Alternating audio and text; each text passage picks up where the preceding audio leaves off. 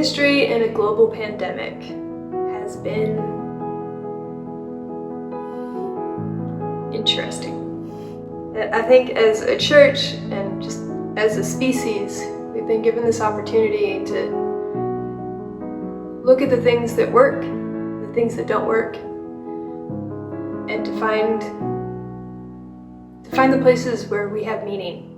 And in some ways, those things have been really unexpected, and in some ways quite expected. And it's been hard and beautiful and complicated, but I really hope that on the other side of this,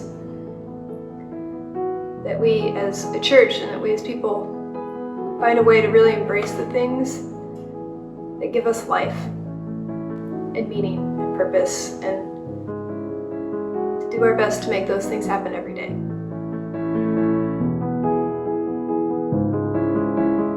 I want to say that definitely the mental health was probably the most significantly impacted aspect during the 2020 pandemic. During the first couple months, I was very alone, which I'm not used to at all, and it definitely forced me down this very dark and lonely hole, and it was a very scary time. We should be more empathetic and understanding of people who may not have been able to reconnect with family or friends as of yet. There is strength in number, and there is strength in God, and there is strength in community, and I hope that that's something that many more people recognize going forward.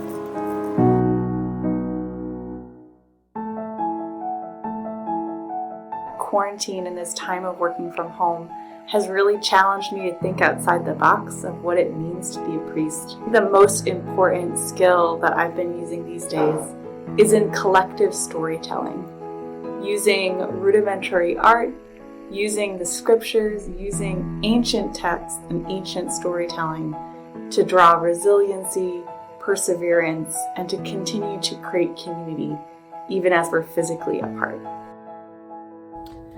Living in the multiple pandemics of 2020 has made me deeply aware of my own privilege.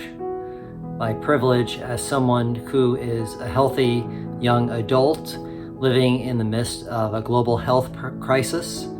My privilege as a white male living in a society that is still racked by the horror that is white supremacy.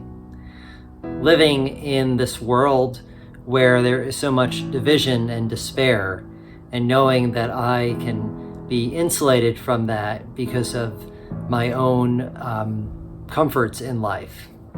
This pandemic and all of the pandemics we're facing has made me deeply aware of those things and has challenged me to live more faithfully into Christ's call to be with those on the margins and to seek justice and peace.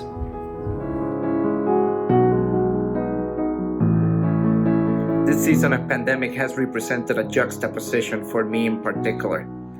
I miss my friends, I miss my family, I miss the church as we're used to have it, I miss touching people and hugging, and yet I can't help but be thankful.